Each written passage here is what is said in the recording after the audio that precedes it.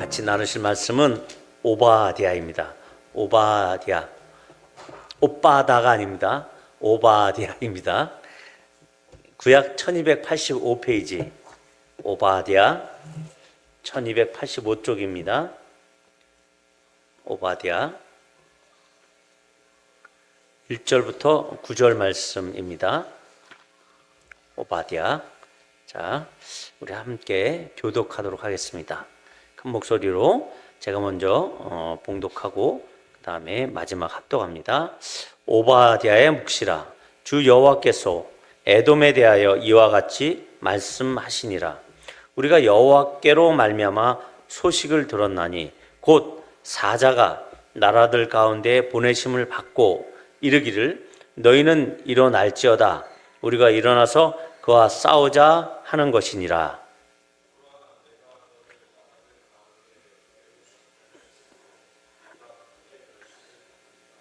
너의 마음의 교만이 너를 속였도다. 바위 틈에 거주하며 높은 곳에 사는 자여, 네가 마음에 이르기를 누가 능히 나를 땅에 끌어내리겠느냐 하니,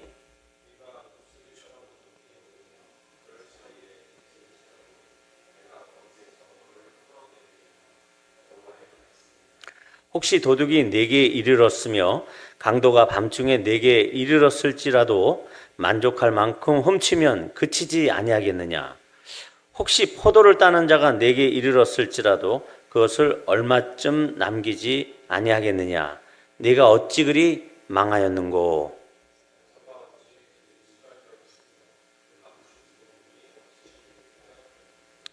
너와 약조한 모든 자들이 다 너를 쫓아 변경에 이르게 하며 너와 화목하던 자들이 너를 속여 이기며 내 먹을 것을 먹는 자들이 내 아래에 함정을 파니 내 마음에 지각이 없음이로다.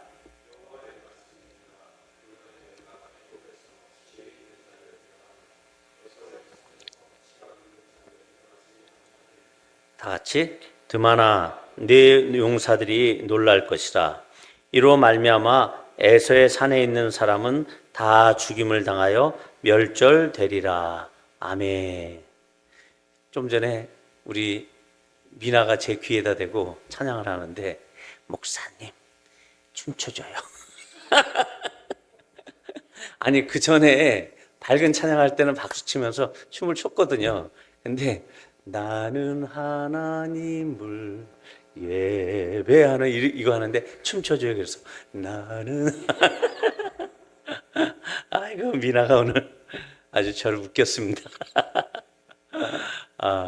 그런 패턴에 춤을 출 수 있는 사람은 세상에 저밖에 없을 겁니다. 제가 지금 평소에 춤을 잘 추거든요. 네. 집안에서 다 소문났습니다. 특히 사모님 앞에서 춤을 추면 항상 좋아요. 실패가 없습니다. 자, 오늘 오바댜, 이게 무슨 말인가? 오바댜가 어디 있는 성경이며 무슨 말인가 생각하실 텐데, 오바댜는 딱 한 장으로 이루어졌어요. 성경에 한 장으로 이루어진 성경들이 있죠. 뭐가 있죠? 유다서 이런 거 있죠. 네? 유다서, 요한 3서 이런 것들이 이제 한 장으로 이루어졌는데, 이 오바댜 이것도 이제 한 장으로 되어 있습니다.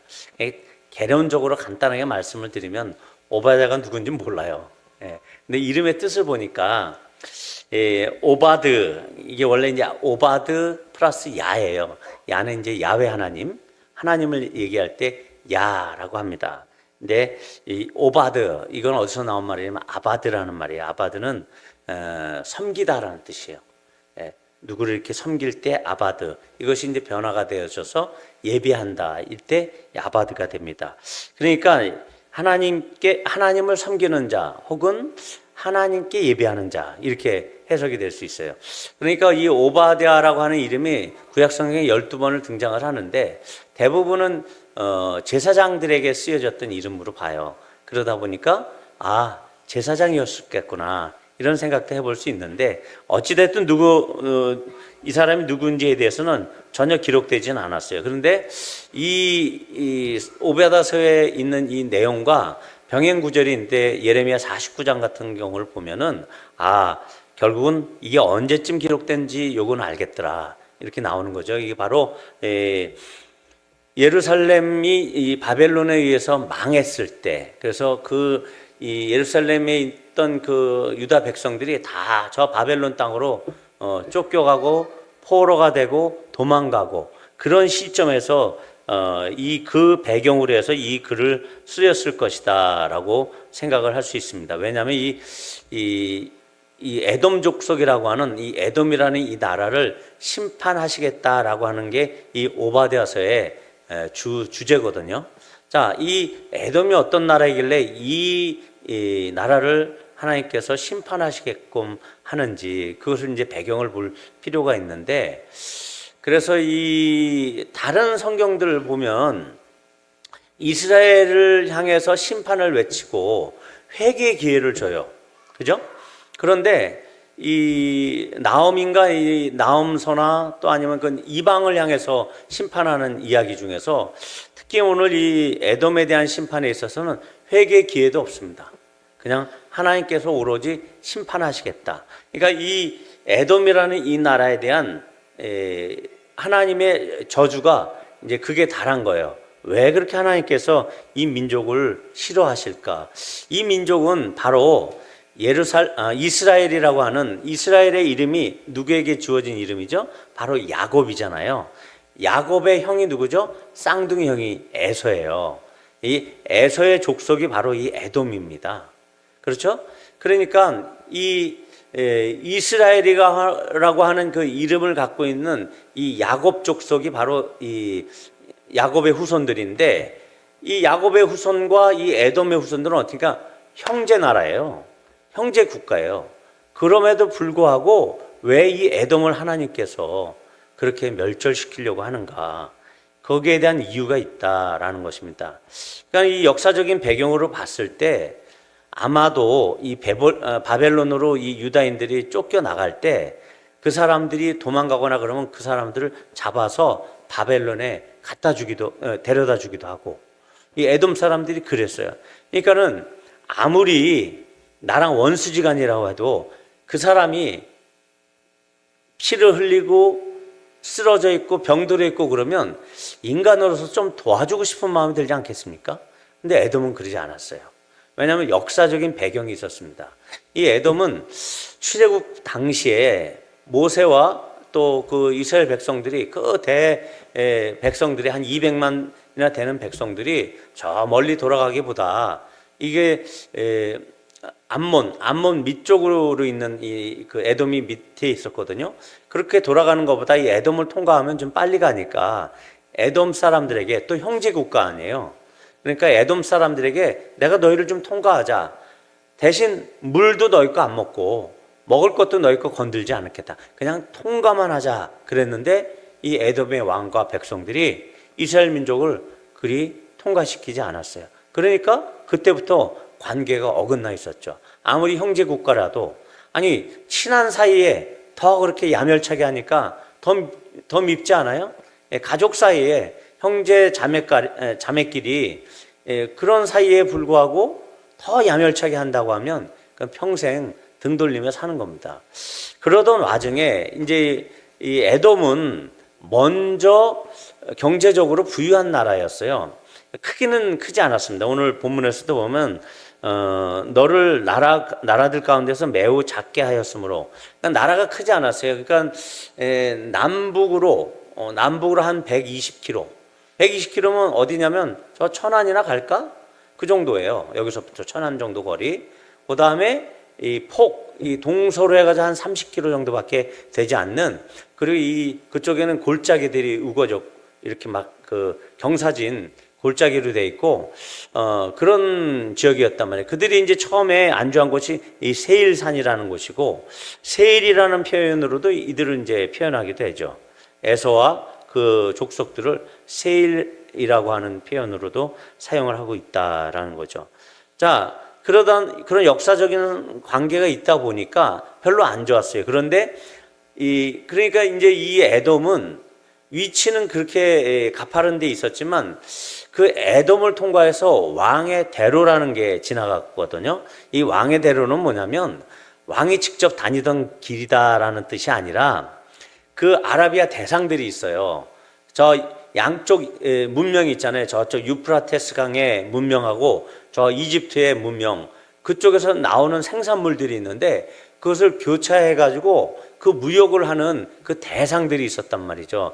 요셉을 데리고 왔던 그 미디안 대상들처럼 그런 대상들이 있었어요. 그들이 양쪽의 특산물들을 어디에다 싣고 가죠? 낙타에다 싣고 서로 이렇게 왕래를 한단 말이에요. 큰 그 무리를 지어가지고, 안 그러면 도둑들이 빼앗을 수 있으니까 무리를 지어서 이렇게 대상들이 움직이는데, 그 대상들의 움직임을 보니까 낙타에 장식을 하고 와 화려하거든요. 그러니까 왕이 지나가는 행차의 그런 모습처럼 보여진다. 그래가지고 왕의 대로다. 이렇게 이렇게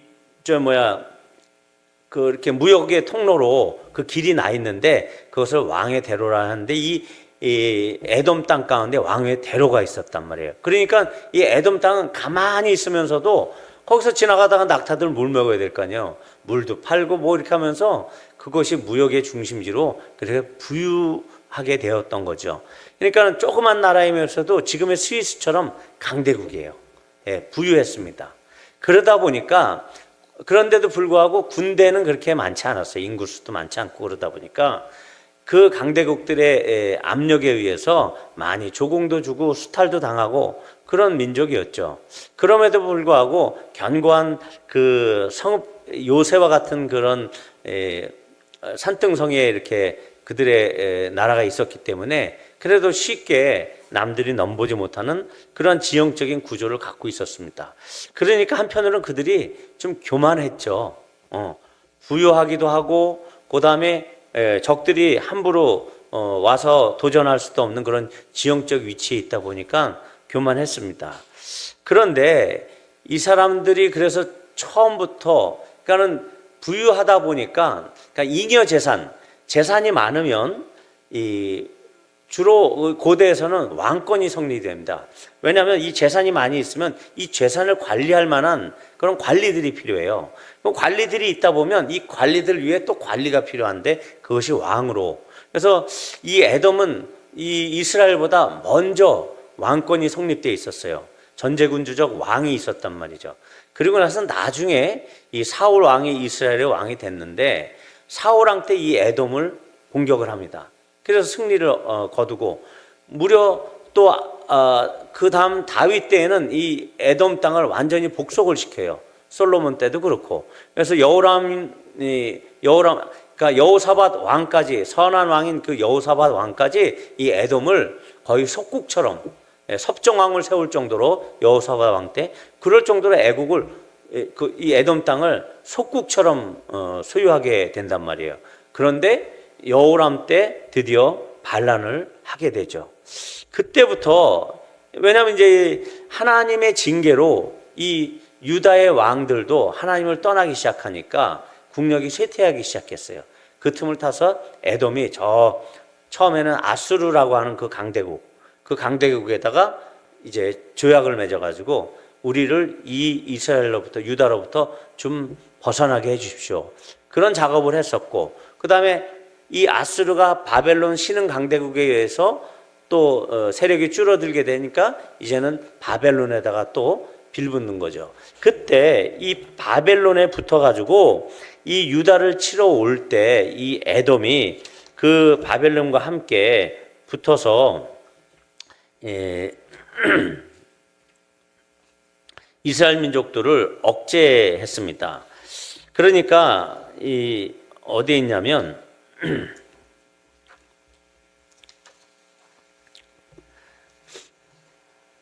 제가 찾아놨는데요.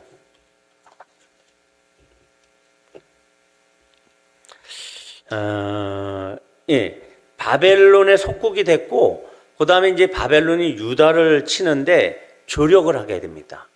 뭐 어떻게 조력했는지 자세하게 몰라도 조력을 하게 되고, 나중에는 도망가는 유다인들까지 잡아서 바벨론의 포로로 넘겨버리고 이런 일들을 하게 되죠. 하지만 오늘 그 7절에 보니까 네 아래에 함정을 팠다. 이 약조한 모든 자들이 너를 배반하고 네가 도리어 네 아래에 함정을 팠다. 그래서 이 바벨론에게 또다시 팽을 당합니다. 그런 것처럼 지금 이 역사적 배경 가운데 이 에돔은 많이 눌렸어요, 이스라엘 가운데. 그러다 보니까 기회가 나니까 강대국을 이용해 가지고 지금 유다로부터 벗어나려고 했고, 이 벗어난 것을 벗어났을 뿐만이 아니라 나중에 이 유다의 안타까운 처지에 있을 때 그들을 데려 무관심할 뿐만이 아니라 방조할 뿐만이 아니라 그들을 돕거나 마음의 연민을 가지고 그들에게 마음을 동하게 한 게 아니라 어떻게 해요? 잘 됐다, 고소하다 그러면서 그 도망가는 사람들까지 잡아서 주는 이런 일들이 있게 됩니다. 그 역사적인 배경 하에 지금 하나님은 하나님의 눈동자를 건드리는 자들을 가만히 두지 않는다, 이런 개념입니다. 이스라엘 백성이 아무리 잘못해서 그렇게 쫓겨간다고 할지라도 이스라엘에 대한 심판은 하나님이 하시는 거예요. 근데 이 에돔 족속이 거기에다가 자기들이 무슨 심판의 어떤 주관자인 것처럼 그들을 쫓겨가는 그들을 쫓아다니면서 잔멸을 하고 고소해하고 이런 일을 했다라는 것이죠. 그것이 하나님 앞에서 아주 몹쓸 짓이었습니다. 그리고 결국은 이제 이 에돔이라는 땅이, 에돔이라는 사람들이 이제 그 땅 일대가 그 구리가 나온대요. 그래가지고 좀 실제로 땅이 붉대요. 그 에돔이라는 그 에서라는 이름도 붉다라는 뜻의 이름이거든요. 그러면 이 에서 민족들, 이 에돔 사람들이 거했던 지역도 아도메아라고 해가지고 붉은 땅이었대요. 거기서 주석이 나오고 구리가 나오고 그랬기 때문에, 그래서 이것이 이제 아도메아에서 이두메아로 바뀌었고, 우리가 잘 알고 있는 예수님 당시에 헤롯 왕 있죠? 예, 이스라엘을 통치했던 그 헤롯, 분봉왕인 헤롯 왕이 바로 이 이두메 출신입니다. 그러니까 에돔 출신이에요. 에돔 왕조 출신인데, 어찌됐든 그 뭐 왕조에 대한 이야기를 하기에는 오늘 시간이 빡빡하니까, 자, 이런 것처럼 이 배경 하에 지금 오바댜라고 하는 인물에게 묵시가 임했습니다. 이 묵시라는 말은 하존이라는 그 원어인데 비전이에요, 비전. 그러니까 환상을 얘기합니다. 그러니까 오바댜가 기도를 하고 있는데 여호와께서 환상 가운데 이렇게 말씀하시니라, 이렇게 얘기를 하시는 거예요. 1절에 보니까 우리가 여호와께로 말미암아 소식을 들었다. 여기서 우리는 누구냐면 이런 선지자와 같은 하나님의 사자들을 얘기합니다. 사자가 곧 나라들 가운데 보내심을 받고 명령권자에 의해서 무엇을 명령을 받고 강제적으로 어디에 가서 무엇을 전하라 라는 것이 이제 사자거든요. 이런 것처럼 이 사자가 되어져서 모든 나라들 가운데 보내심을 받는 하나님의 종들을 오늘 사자라고 표현하고 있습니다. 이 오바댜가 지금 하나님의 종으로서 하나님의 이 환상을 보면서 하나님의 말씀을 받은 거죠. 그러면서 너희는 일어날지어다, 하나님의 종들아 일어날지어다, 우리가 일어나서 그와 싸우자 하는 것이니라. 근데 그 에돔을 향해서 외치는 겁니다. 뒤에 이제 그게 드러나죠. 2절에 보니까 보라 내가 너를 나라들 가운데 매우 작게 하였으므로 이 너가 바로 이 에돔입니다. 네가 크게 멸시를 받느니라. 나중에 이제 멸시를 받겠다는 거죠. 에돔아 너의 마음의 교만이, 3절, 너를 속였도다. 그 교만 때문에 스스로 속았다. 바위 틈에 거주하며 높은 곳에 사는 자여, 그들이 실제로 그렇게 바위 틈과 높은 곳에 살고 네가 마음에 이르기를 누가 능히 나를 땅에 끌어내리겠느냐. 그런 것처럼 그것이 협곡으로 이루어진 그곳에 그들의 거주터가 있었기 때문에 그들이 그렇게 네 번째 4절에 보니까 네가 독수리처럼 높이 오르며 별 사이에 깃들일지라도 내가 거기에서 너를 끌어내리라, 여호와의 말씀이니라. 이런 것처럼 높아진 이 에돔에 대해서 심판을 예비하시는 겁니다. 이것은 이스라엘을 대적하는 에돔을 얘기하기도 하지만 우리 성도들을 지금도 대적하고 있는 교만한 자, 마귀를 얘기하는 겁니다.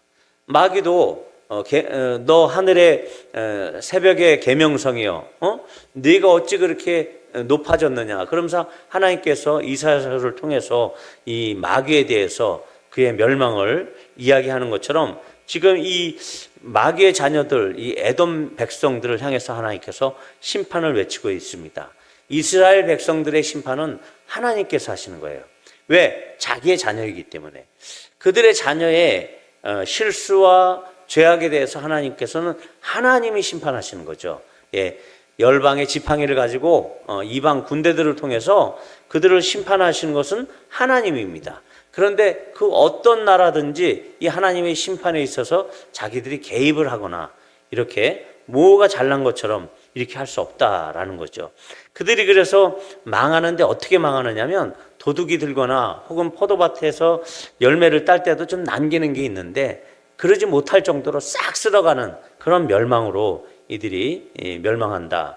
6절에도 보니까 어찌 그렇게 수탈이 되었는가, 감춘 보물이 어찌 그리 빼앗겼는가. 그들이 보물이 많았거든요. 부유했었습니다. 그런 것들이 다 뺏겨지고 이방 사람들에 의해서 병경으로 쫓겨가고 또 화목하던 자들이 그들을 속이고 또 함정을 파고 그렇게 되는 건데 내 마음에 지각이 없음이로다. 왜 지각이 없느냐면 처음에 출애굽 당시에 이 이스라엘 민족들을 자기의 형제 나라로 받아들여서 관용을 열고 그냥 그 길을 통과했으면 이런 일이 없었을 거죠. 예. 그 자존심, 왜 그렇게 그 이스라엘 민족들을 미워했는지 결국은 태생적으로 이스라엘을 미워할 수밖에 없는 한 부모 밑에 태어났지만, 리브가 밑에 태어났지만 한 부모 밑에서 난 자식이라도 이렇게 천국과 지옥이 갈리는 것이다 라는 것을 보여줍니다.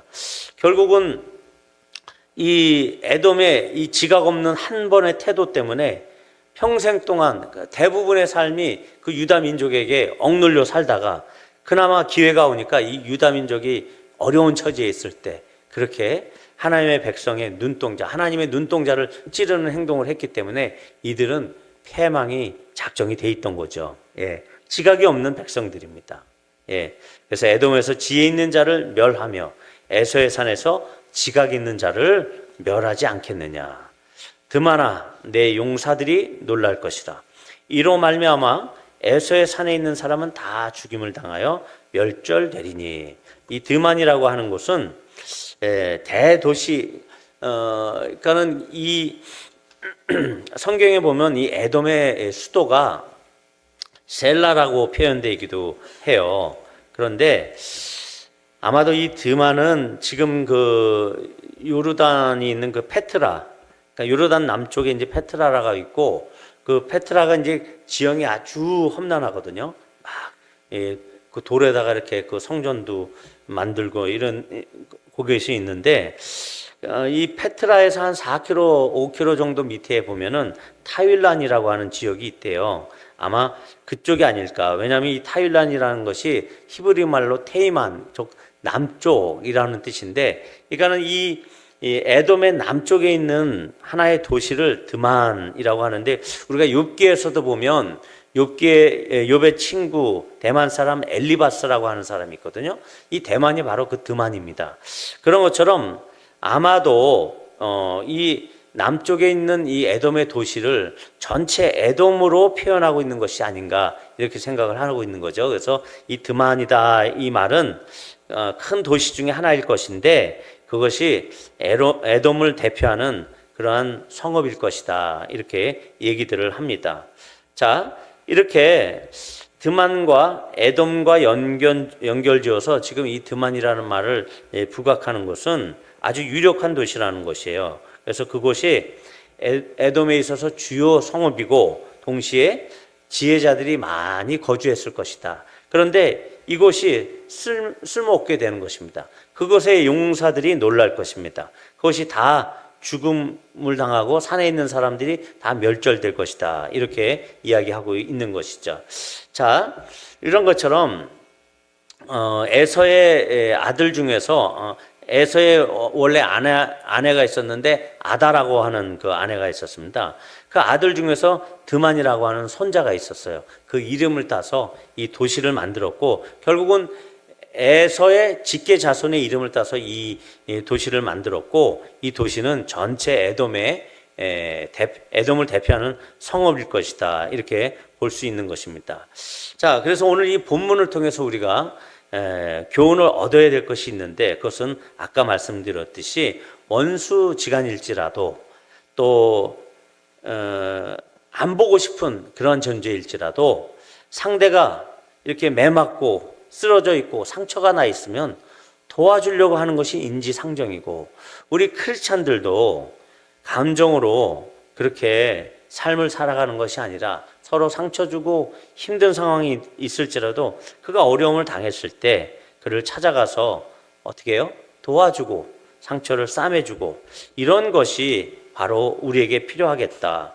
오늘 하나님께서 이렇게 하나님의 권위를 가지고 강제적인 명령을 띄워서 보내는 사람들이 있었습니다. 바로 사자라고 하는 사람들이죠. 예, 하나님의 말씀을 전하는 사람들이고 하나님의 소식을 전하는 전령의 삶을 사는 사람들입니다. 그래서 이 예레미야서도 보면은 예레미야를 통해서 모든 열방을 심기도 하고 뽑기도 하고 또 거두기도 하는 이런 하나님의 종들의 역할을 하는 것이 바로 이 사자, 전령의 역할인데, 이 우리가 하나님의 말씀을 맡은 사람으로서 말씀을 배우고 말씀대로 이 세상에 살아가야 되는 우리 하나님의 종들로서 어떠한 삶을 살아야 되냐면 방관적인 태도로 살면 안 된다는 겁니다. 예. 우리 주변에 있는 이웃에 대해서 어떻게 보면 그들의 심판에도 우리가 개입을 해야 되거든요. 하나님의 말씀을 전함으로 인해서 그 말씀대로 그들이 살지 못하면 어떻게 돼요? 심판을 당하는 거예요. 이스라엘처럼. 그래서 그들의 심판에도 개입할 뿐이 아니라 그들의 축복에도 우리가 적극적으로 개입해야 된다는 거죠. 그냥 방관하고 그들이 축복을 받든 말든 그들이 저주를 받든 말든 그런 삶이 아니라 되도록이면 그들의 삶에 우리가 방관자가 아니라 개입을 해야 된다. 우리도 이런 그 에돔처럼 형제를, 우리 주변에 있는 형제를 두고서 비정하게 그들을 다루게 된다면 우리도 곧 심판의 대상이 될 수 있다. 되도록이면 우리 주변의 연약한 자들, 마음과 또 경제적으로 연약한 자들에 대해서 방관자의 자세가 아니라 개입하는 자세로, 물론 하나님이 허용하시는 범위 내에서 개입이죠.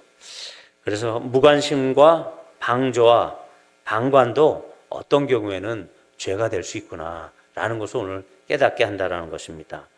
자, 이 에돔 사람들은 결국은 이 이스라엘 사람들에 대해서 그 대하는 태도에 있어서 실패했습니다. 이것은 하나님을 대하는 태도에서 실패한 것인데, 그것은 곧 영적인 센스가 없었다라고 볼 수 있습니다. 출애굽 시에 이스라엘의 요구를 들어주지 않은 것, 그것에서부터 핀트가 벗어난 것이죠. 결국은 이 에돔 사람들의 이 지혜 없는 행동, 이것은 영적 센스의 문제가 있었습니다. 우리도 영적인 센스를 충분히 가지고, 그래서 우리 주변에 있는 도움이 필요한 사람들에게는 좀 더 개입하고 그들의 삶에 축복의 개입이 일어날 수 있도록